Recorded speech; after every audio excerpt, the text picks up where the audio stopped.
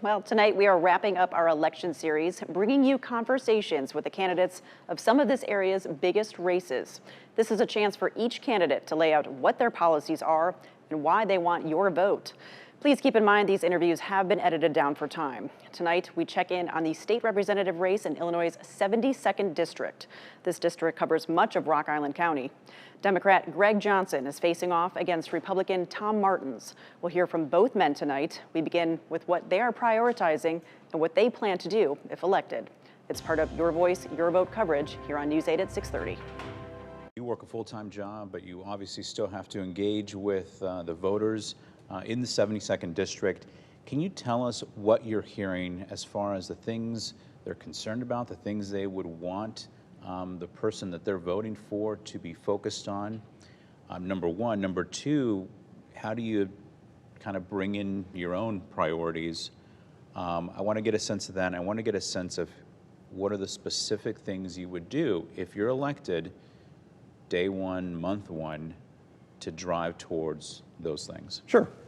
The people that I've been talking to did not like what happened in 2020 as far as the shutdowns because of the COVID situation that went on. They didn't think it was right that a governor had the unilateral authority to just say, you have to get a shot, you have to stay home, your businesses has to close, things like that. They want to have more freedom to make choices for themselves. That's one of the biggest things that I've heard is they want freedom.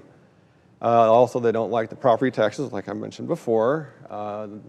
They're going up every year, and we're not seeing the results of those property taxes. Our streets aren't really the greatest in District 72, and that's one of the things that property taxes are supposed to fix, but it all seems to be going to other things rather than what it's really supposed to. Other things that people want, they want election integrity. They want to make sure that, people that can vote are supposed to vote. They want to make sure that every vote is counted and make sure they're legal votes.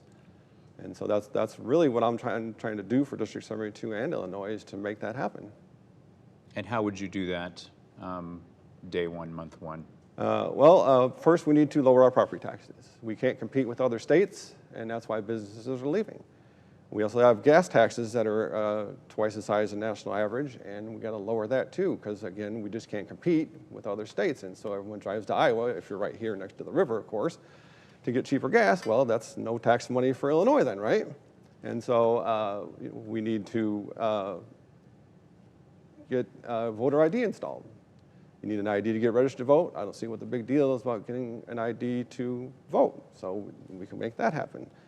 Paper ballots would be good. We did that for 100 years or so with paper ballots, and it worked just fine, and we had less fraud.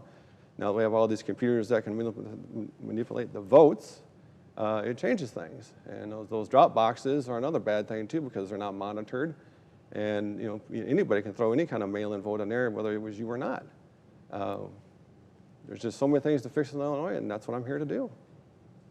Gregg, what are you hearing out there, and what would your priorities be, and again, how would you go about addressing those? So the things I'm hearing at the door, I alluded to earlier, are making sure that we provide our kids with a solid education. For decades, we didn't fund education. We had an evidence-based funding that came in play into 2017. We need to continue to make those investments. Also infrastructure.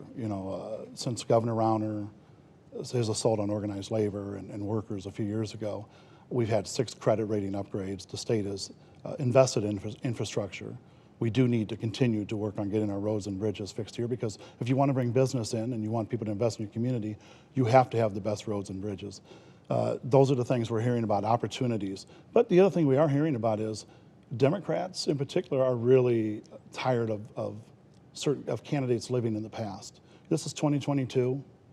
The 2020 election, Donald Trump lost that 2020 election. Dozens and dozens of lawsuits have proven that, have upheld those decisions. And voters, I think, they're struggling right now to pay their bills and to live day by day. And when they hear candidates talking about how Donald Trump was cheated out of this election and continuing to throw out these conspiracy theories, I think it sows a lot of discord, and I think it really amps up the temperature and really causes problems within any democracy when you're trying to delegitimize an election.